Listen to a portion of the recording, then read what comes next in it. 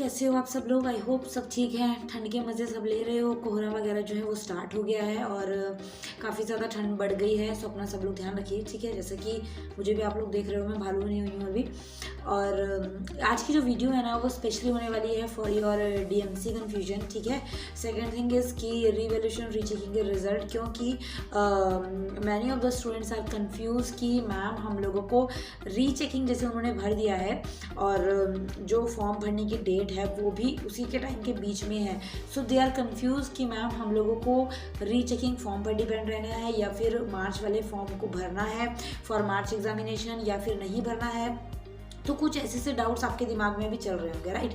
और देखो, जो आप लोग जिस स्टेज पर रहते हो ना, जो मैं वीडियोस बनाती हूँ वो आप लोगों के स्टेज के ऊपर मतलब इमेजिन करके बनाती हूँ कि अभी दिमाग में आप लोगों को क्या चल रहा होगा। तो जो मैक्सिमम मेरे दिमाग में क्वेश्चंस आते हैं मैं उनके ऊपर वीडियो क्रिएट कर देती हूँ और मैक्सिमम उन्हीं में से आप लोगों के क्वेश्चंस भी बने हुए होते हैं, राइट। तो फर्स्ट ऑफ ऑल आप लोगों को सबसे ज़्यादा जो है इस टाइम पर चीज़ें परेशान कर रही हैं, that is first thing is कि रीचेकिंग और रिवैल्यूएशन का रिजल्ट, कि मैम हमने रीचेकिंग और रिवैल्यूएशन जो भी आप लोगों ने भरा है, whatever I don't know, तो उसके रिजल्ट के बीच में और जो फाइनल एग्ज़ाम्स हैं फॉर मार्च 2024 सेशन, उसकी डेट जो कि फाइनल डेट है for fill the exam fill the form, तो उसके बीच में गैप नहीं है। और कई बच्चे अभी ये कन्फ्यूजन में हैं कि मैम अगर हम रीचेकिंग के फॉर्म पर ही डिपेंड रहते हैं एंड मार्च की जो एग्ज़ाम की डेट है, जो फॉर्म फिलिंग डेट है वो निकल जाती है, तो क्या हो सकता है, उसके बाद हम पेपर कब दे सकते हैं, और आइदर हम एग्ज़ाम दें या ना दें, रीचेकिंग पर ही डिपेंड रहें या रिवैल्यूएशन पर। तो इस सिचुएशन में हमें क्या करना चाहिए, फर्स्ट ऑफ ऑल तो ये क्वेश्चन आप लोगों को खत्म करा है। तो यहाँ पर मैं आप लोगों को बता दूँ कि सबसे पहली चीज़ कि रीचेकिंग रिवैल्यूएशन में मैंने आप लोगों को भरा था, you fill the form only in that situation जब आप 100% नहीं 200% श्योर हैं कि येस मैं बहुत अच्छा पेपर करके आई हूँ या आया हूँ और एग्ज़ाम मेरा बहुत अच्छा हुआ था, A1 मार्क्स आने चाहिए थे बट नहीं आए, उस सिचुएशन में, ठीक है। अगर आप तुक्के में हो कि भाई 6 नंबर से रह गया, 5 नंबर से रह गया, 2 नंबर से रह गया और 10 नंबर से रह गया, तो इस तरीके वाले बच्चों ने जिन्होंने फॉर्म फिलअप करे हैं तो वो प्रॉपर आप श्योर नहीं हो सकते, ठीक है। क्योंकि आप जब आपको कितनी कम नंबर्स दिए गए हैं, सो अ रीज़न बिहाइंड इट, ठीक है ना, कोई उसके पीछे रीज़न होगा, आप उस तरीके का पेपर नहीं करके आए होंगे। क्योंकि सब स्टूडेंट्स को पता होता है कि हम कितना पेपर करके आए हैं, we know each and everyone कि हम अपना कितने लेवल में हैं, तो उस हिसाब से आपको देखना है और उसी हिसाब से आपको फॉर्म फिलअप करना है। फॉर एग्जांपल जैसे मैं आपकी जगह पर होती, अगर मैंने फॉर्म फिल कर दिया है रीचेकिंग का एंड इट टेक्स 20 और 15 डेज टू कम, ठीक है, तो वो 15-20 दिन अगर ले रहा है रीचेकिंग रिजल्ट आने में और जो मेरी मार्च एग्ज़ाम की फॉर्म की डेट है वो 10 दिन के अंदर ही ख़त्म हो जाएगी, तो मैं उस सिचुएशन में सोचूंगी अब यहाँ पर थोड़ा रिस्क है, ठीक है। रिस्क इसलिए है क्योंकि अब बहुत सारे बच्चे ऐसे होंगे जो बोर्ड की भी थोड़ी सी मिस्टेक्स हैं कि भाई रीचेकिंग की उन्होंने डेट रीचेकिंग रिजल्ट या तो जल्दी आना चाहिए, जबकि फाइनल एग्ज़ाम जो डेट है वो ख़त्म होने से पहले, ये चीज़ बहुत अच्छी होगी। तो आप लोगों को लास्ट डेट तक थोड़ा सा वेट करना है, ठीक है, ट्राई कर लेते हैं, क्या पता उससे पहले रिजल्ट आ जाए। सेकेंड थिंग इज़ कि अगर आप श्योर हैं 200%, अगर आप 200% श्योर हैं कि हाँ भाई अभी मेरा रिजल्ट अच्छा ही आएगा, मैंने बहुत अच्छा पेपर किया था, देन उस सिचुएशन में you will not fill the form for March exam, ठीक है। अगर आप 50-50 हैं कि हाँ 50-50 कि हो भी सकता है नहीं भी हो सकता, आई एम नॉट श्योर, उस सिचुएशन में you will fill the form, ठीक है ना, आपको फॉर्म फिल करना होगा और 2024 सच में जो मार्च में एग्ज़ाम होगा आप उसका फिल फॉर्म करोगे, ठीक है बच्चा। इस चीज़ को आपको थोड़ा सा ध्यान से समझने की ज़रूरत है एंड आई अंडरस्टैंड कि बोर्ड की जो प्रोसेस है ना वो थोड़ी सी अलग ही चलती है इनकी प्रोसेस, मतलब बच्चों को कन्फ्यूजन क्रिएट ही रहेगी दिमाग में क्योंकि कोई प्रोसेस क्लियर ही नहीं है। फर्स्ट ऑफ ऑल तो रीचेकिंग भी उसी में घुस रहा है, CTP भी उसी में घुस रहे हैं, ओपन वाले भी, एडिशनल वाले भी, मतलब खिचड़ी पका देते हैं पूरी की पूरी ना, दाल चावल सारे तरीकों की दालों को मिला के ये लोग खिचड़ी पका रहे हैं, बच्चे कंफ्यूज होंगे ऑफ कोर्स। अब सेकंड थिंग इज़ बच्चे कंफ्यूज इसमें है, भाई मैम हम ओपन से हैं, एडिशनल वाला एग्ज़ाम देना है, हम दे दें या नहीं दें, हम रेगुलर से हैं और CBSE स्टूडेंट रहे हैं, एक में कंपार्टमेंट है, हम हरियाणा बोर्ड से पेपर दे सकते हैं कि नहीं दे सकते हैं, इस तरीके की चीज़ें जो है उनके दिमाग में बहुत ज़्यादा आती हैं।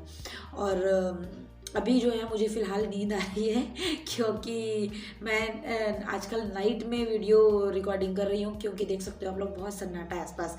तो ये सब फर्स्ट ऑफ ऑल बहुत अच्छा बेनिफिट रहता है नाइट टाइम में। एंड सेकेंड थिंग इज़ कि बच्चों की छुट्टियाँ स्टार्ट हो गई हैं और दिन में जो शोर रहता है अब मैं उसको इमेजिन नहीं कर सकती। इतना ज़्यादा शोर रहता है ना, मछली मार्केट बना देते हैं पूरा कॉलोनी को। तो इसलिए this is not safe to record video at the day time, तो इसलिए that's why I am recording this time. तो उस तरीके के लिए थोड़ा सा मुझे नींद आ रही है बिकॉज इट्स लेट नाइट। तो ठीक है, अब इस चीज़ का आपको आई होप कि समझ आ गई होगी चीज़ जो मैंने बोली। और तो आप लोग ना कोई भी टेंशन लेने की ज़रूरत नहीं है यार। किसी भी चीज़ में, किसी भी फॉर्म पे अगर आपका डाटा फिट हो रहा है ना, फॉर्म को भरो और पेपर दो। पेपर देना बहुत बड़ी बात है। अगर आप पेपर देने वाला आपका फॉर्म पूरी तरीके से फिल हो जाता है, दैट इज़ गुड, ठीक है। So sorry. और इस चीज़ का आपको थोड़ा सा बस ध्यान रखने की ज़रूरत है, ठीक है बच्चा। तो कोई प्रॉब्लम नहीं है, आप किसी भी फॉर्म से क्लिक करें और आप फॉर्म को फिल करें, but it is important to give the exam. अगर आप एग्ज़ाम देने लायक फॉर्म फिल कर देते हो, आपका फॉर्म रिजेक्ट नहीं होता, बहुत बढ़िया बात है, ठीक है। आपका एडमिट कार्ड आ जाता है, दैट इज़ गुड। और सेकंड चीज़ जो एक बच्चों को बहुत ज़्यादा परेशान कर रही है, दैट इज़ की डीएमसी प्रॉब्लम। एक तो डीएमसी कब आएगी भाई, 2-3 महीने रुकना पड़ेगा तब तक ही डीएमसी आती है। सीटीपी वाले जितने भी हैं जो रेगुलर से नहीं हैं, DMC will come to your home by post, ठीक है।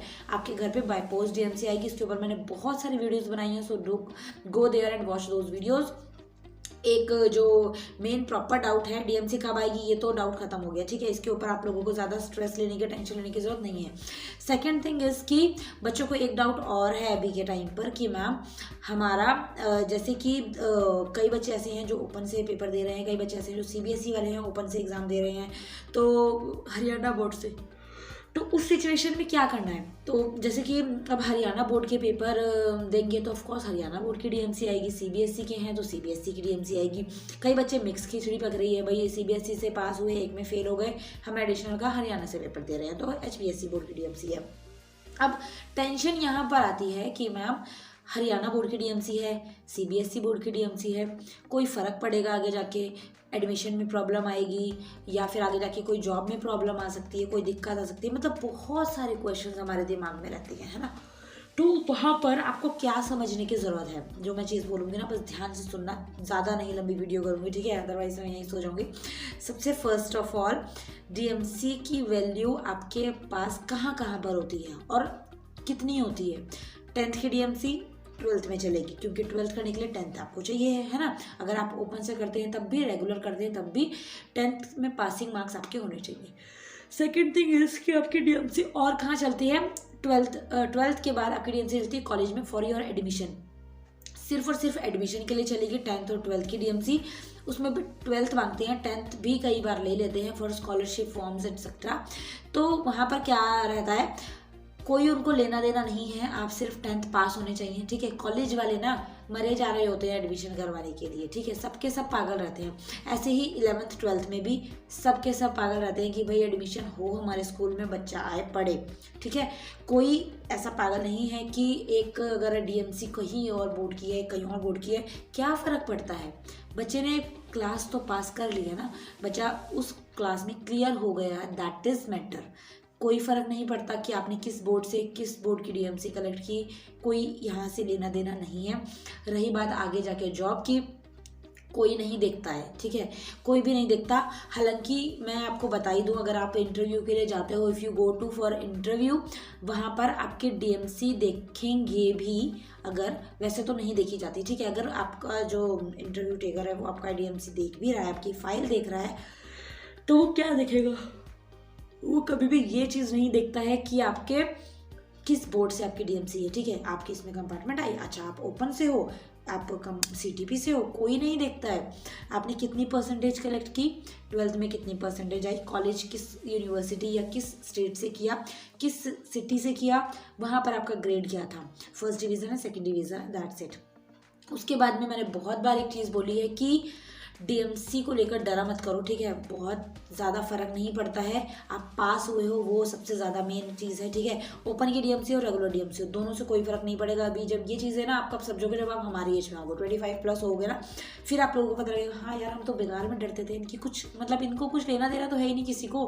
किस चीज़ से फ़र्क पड़ता है, योर कम्युनिकेशन, ठीक है, your behaviour, your percentage, only your percentage, ठीक है, not your DMC, either you are from open or regular or CBSE or HBSE, doesn't matter, ठीक है। second thing is your skills, ठीक है, आपकी स्किल्स किस किस चीज़ में अच्छी है, like your computer is good और your English fluency is good.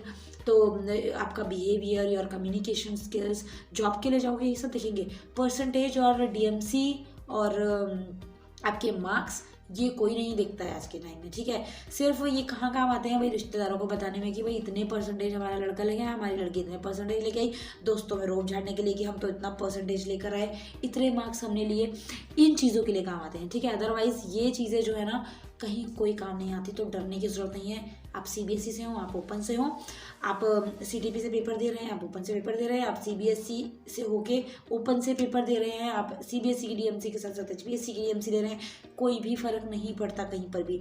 College में एडमिशन आराम से हो जाएगा, आप पास होने चाहिए, ठीक है। 12th में एडमिशन हो जाएगा, आप पास होने चाहिए, दैट्स इट, ठीक है। परेशान नहीं होना है, टेंशन नहीं लेनी है, फालतू की चीज़ें नहीं सोचनी है, सिर्फ पढ़ाई पे फोकस करो। जल्द ही प्रैक्टिस वाले क्वेश्चन पेपर्स में लेकर आने वाली हूँ आपकी प्रैक्टिस करवाने के लिए, so give me some time only, ठीक है। जल्द ही question papers and solutions, I will try for solutions also and for practice test paper, ठीक है ना, for 10th 11th 12th all 3 classes. तो ट्राई करते हैं जल्द ही इस चीज़ को करने का स्टार्ट, ओके। तब तक के लिए मैं अभी आपसे बाय बोलना चाहूँगी, क्योंकि अभी फ़िलहाल बहुत तेज़ नींद आ रही है और सोने का टाइम हो चुका है। ऑफकोर्स बहुत रात हो गई है, 12 बजे से ऊपर टाइम है।